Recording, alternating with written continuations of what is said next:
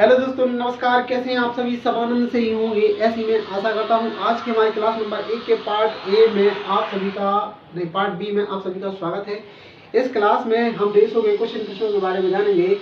हमने पिछली क्लास में क्वेश्चन नंबर 3 को देखा था, उसका कुछ भाग छूट गया था, इसको हम यहाँ पे देखते हैं। इस भाग में हमने देखा था कि ए अपॉन बी की वैल्यू यहाँ पर क्या आ रही थी, 3/2। ठीक है ना भाई। फिर सेकंड कंडीशन में हमने निकाली थी क्या, हमने निकाली थी भाई बी अपॉन सी की वैल्यू हमने निकाली थी। क्या निकाली थी? 3/5 ये हमने वैल्यू निकाली थी।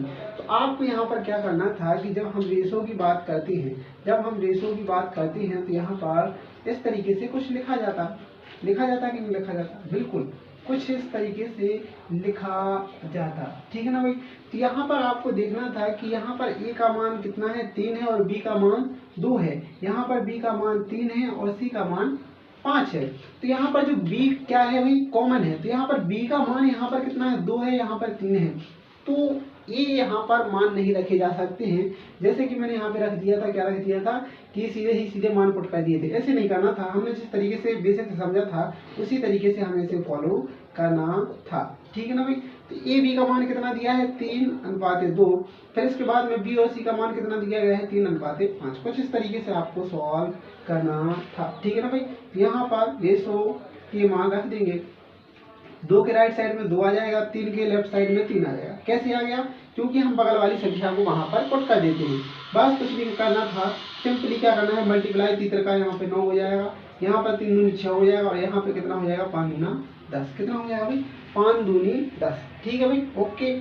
अब जो आपके पास वैल्यू लिखी थी, उस वैल्यू को आपको लिखना था। क्या लिखा था भाई, A plus B ratio B plus C. ठीक है ना भाई। तो ए प्लस बी की वैल्यू कितनी है, भाई यहाँ पर जाएगी 15, और रेशो बी प्लस सी की वैल्यू कितनी आ जाएगी, 16। ठीक है ना भाई। तो ये आपका आंसर होने वाला था, ये आपका आंसर था 15/16। ठीक ना। ऑप्शन नंबर बी सही हो जाएगा। हमने पिछली क्लास में इसको सही माना था, वो गलत है, क्योंकि यहाँ पर सीधे मान पुट नहीं कर सकते हैं। थोड़ा सा प्रश्न छूट गया था। ठीक है भाई, ओके। अब आते हैं हम अपने आज के 5वें प्रश्न पर। 5वां प्रश्न यहाँ पर देखेंगे क्या कह रहा है भाई। ये बोल क्या रहा है हमसे बोल रहा है 2 बर्तनों में दूध और पानी का अनुपात 7/5 है, और पहला बर्तन है, उसमें दूध और पानी का अनुपात कितना है, 7/5 है। दूसरे बर्तन में है 7/9। अगर दोनों बर्तनों को 1/1 के अनुपात में मिलाया जाए तो नए मिश्रण में दूध और पानी का अनुपात ज्ञात करें। कुछ नहीं करना था, कुछ भी नहीं करना था। 2 बर्तन है, ए और बी। ठीक है ना भाई। एक में क्या है, पानी और वाटर, इसका अनुपात रखा है। ठीक है ना भाई। किसका इसका यहाँ पर अनुपात रखा है। तो पहली कंडीशन में क्या है, ए में कितना है, 7/5। ठीक है ना भाई, ओके। सेकेंड कंडीशन दूसरे वाले में क्या है, 7/9। कितना है भाई, 7/9। कितना है भाई, 7/9।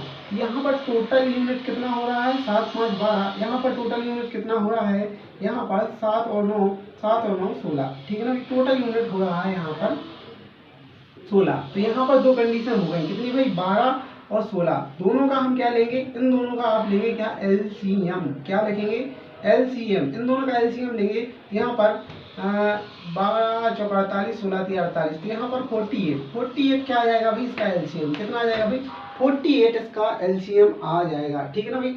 तो 12 से 48 में डिवाइड किया तो कितना बचा, 12 चौक 48, कितना बचा भाई, 4। तो यहाँ पर 4 से मल्टीप्लाई करेंगे, 16 दिया 48, यहाँ पे 3 से मल्टीप्लाई करेंगे। यहाँ पर 3 से किया है, मतलब सारे में करना है। तो यहाँ पर हर जगह आपको 3 से मल्टीप्लाई कर देना है, और यहाँ पर 4 से मल्टीप्लाई कर देंगे। तो यहाँ पर ये सारी यूनिट कैसी हो जाएगी, जो यहाँ पर टोटल यूनिट है, दोनों कंडीशनों की टोटल यूनिट कितनी हो जाएगी, 48। कितनी हो जाएगी भाई, 48। टोटल यूनिट यहाँ पर दोनों की हो जाएगी। ठीक है ना भाई। अब हम बात मान की करते हैं। तो यहाँ पर मान कितना हो जाएगा, 7 चौक 28, यहाँ पर हो जाएगा 5 चौक 20, यहाँ पर कितना हो जाएगा, 7 तिया 21, यहाँ पर कितना हो जाएगा, 9 तिया 27। कितना हो जाएगा, 9 तिया 27। कुछ नहीं करना था, इसको आपको ऐड कर देना था। तो यहाँ पर 8 और 1 कितना होता है, 9 होता है, और 2 दूना 4 होता है, और यहाँ पर कितना होता है, 20, और 27 कितना होता है, 47। ठीक है भाई। तो यहाँ पर जो आप नए रेशो का मान निकालना चाहते थे, नए रेशो का मान निकालना चाहते थे तो नया रेशो आपका आएगा 49:47 ये आपका रेशो आ जाता। ऑप्शन नंबर ए यहाँ पर सही हो जाना था।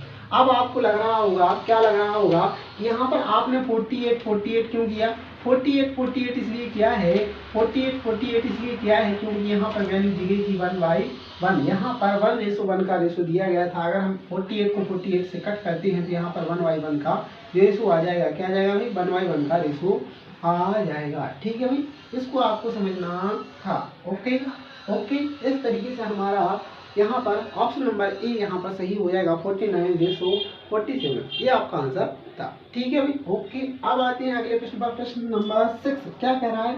10 लीटर के 3 बर्तन जिनमें दूध व पानी का अनुपात क्रमशः 2:1, 3:1 और 3:2 है। अगर तीनों बर्तनों को एक बड़े बर्तन में डाल दिया जाए तो नए मिश्रण में दूध व पानी का अनुपात क्या होगा? ठीक है भाई, इसको हमें सॉल्व करना है। यहाँ पर आप देखें, सिंपली कुछ भी नहीं करना था आपको। यहाँ पर लिखा है 2:1, फिर सेकंड कंडीशन में 3:1 और थर्ड कंडीशन में लिखा है 3:2। ठीक है ना भाई? टोटल कंडीशन कितनी बन रही है? 3, यहाँ पर 4, यहाँ पर 5। ठीक है ना भाई? ओके, कुछ नहीं करना है, इन तीनों का आपको लेना है एलसीएम। क्या लेना है भाई? एलसीएम इन तीनों का आपको लेना है। एलसीएम लिया तो कितना आ जाएगा? 5 चौका 20, 20 तिया 60। हमने यहाँ पर 60 यहाँ पर एलसीएम ले लिया है। ठीक है ना भाई? 3 से डिवाइड करेंगे कितनी बार? 20 बार। फिर इसके बाद में 4 से डिवाइड करेंगे, 15 चौको 60। ठीक है भाई, ओके। और यहाँ पर 12 पंचे 60 तो मल्टीप्लाई 12। ठीक है ना, इससे मल्टीप्लाई। यहाँ पर जिस संख्या से आपने मल्टीप्लाई किया है सीधे सारे में मल्टीप्लाई करना है। तो यहाँ पर 20, यहाँ पर 20, यहाँ पर 15, यहाँ पर 15, यहाँ पर 15 और यहाँ पर 12, यहाँ पर 12। ठीक है भाई, इससे मल्टीप्लाई कर दिया। अब आपकी वैल्यू क्या आ जाएगी? यहाँ पर आपको लिखो, यहाँ पर आपकी वैल्यू आ गई 20 दूनी 40। कितनी आ गई? 20 दूनी 40, 20 एकम 20। यहाँ पर 15 तिया 45, 15 तिया 45, 15 एकम 15 और यहाँ पर 12 तिया 36, 12 तिया 36 और 12 दूनी 24। कुछ नहीं करना था, सिंपली आपको सारी वैल्यू को ऐड कर देना था। ऐड किया आपने तो यहाँ पर कितना आ रहा है? 6 और 5 11 की 1 आ जाएगी, हासिल आ गई 1 और 4 चौको 16, 4 चौको 16। ठीक है ना भाई? इसी तरीके से आएगा ना, बिल्कुल इसी तरीके से आएगा रेशो। ठीक है ना भाई? ओके, कहीं पे मिस्टेक हो गई है का?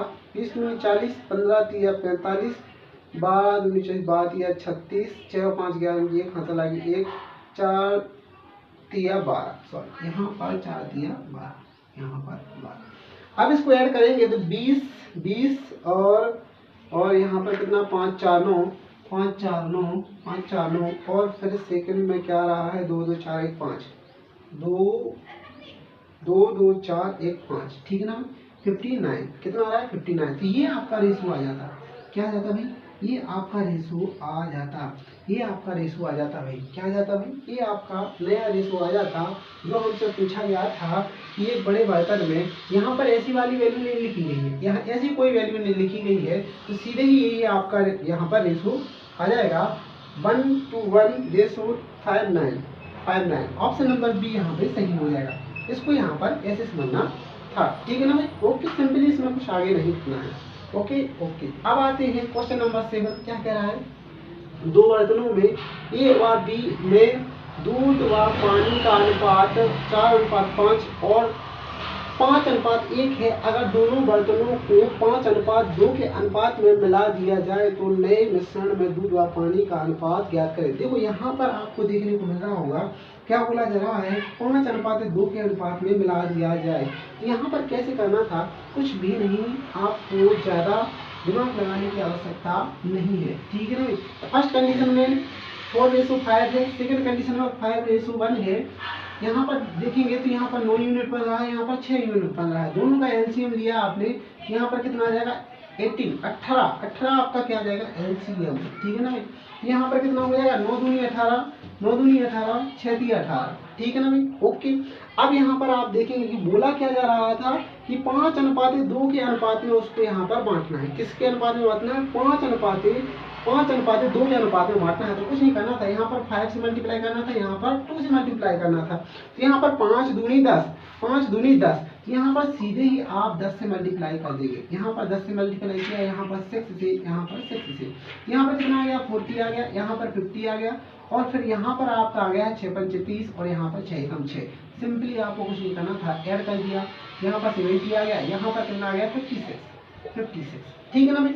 अगर आप इसको काटेंगे तो यहाँ पर 14 पंचे 70, 14 पंचे 70 और 14 पंचे 70 और 14 चौको 56। यहाँ पर ये आपका रेशो आ जाएगा, ये आपका रेशो यहाँ पे आ जाएगा 5:4। 5:4 यहाँ पर आपका आंसर आ जाएगा, जो कि हमने यहाँ पे 14 से यहाँ पे क्या किया है, कट किया है। ठीक है ना। Okay okay. यहाँ पर option number D, option number D यहाँ पे सही हो जाएगा। 5:4 ये आपका सही आंसर है। इस तरीके से आपने प्रश्न को समझना था। केवल और केवल यहाँ पर एक लाइन बनाई गई थी, जो कि यहाँ पर आपने देखा था 1:1 का यहाँ पर रेशो पूछा था, और यहाँ पर 5:2 को यहाँ पर दिया गया था। इसको थोड़ा समझना था। इस वाले क्वेश्चन में ऐसी कंडीशन नहीं दी गई थी, इस वाले क्वेश्चन में ऐसी कंडीशन नहीं दी गई थी। 2 क्वेश्चनों में यहाँ पर कंडीशन दी गई थी, और यहाँ पर ये थर्ड वाला प्रश्न हमारी पिछली क्लास का प्रश्न है, जो कि मैंने यहाँ पे आपको बता दिया है। ठीक है ना भाई। Okay okay okay. इस तरीके से आपको इन बेसिक प्रश्नों को थोड़ा जानना है, समझना है। आगे और अच्छे और बेहतर प्रश्न कराए जाएंगे। हालांकि ये भी एग्जाम में आए हुए प्रश्न है, ये सारे प्रश्न भी आ जाते हैं। अगर आपने नहीं पढ़े हैं तो नहीं जानते हैं, इसलिए हमको पढ़ना जरूरी है। हर एक प्रश्न को आपको लगाना पड़ेगा, सॉल्व करना पड़ेगा अपने पेन और पेपर से। 1-2 बार आप सॉल्व कर लेंगे तो आपको पेन उठाने की आवश्यकता नहीं पड़ेगी, इसका मैं आपको विश्वास दिलाता हूँ।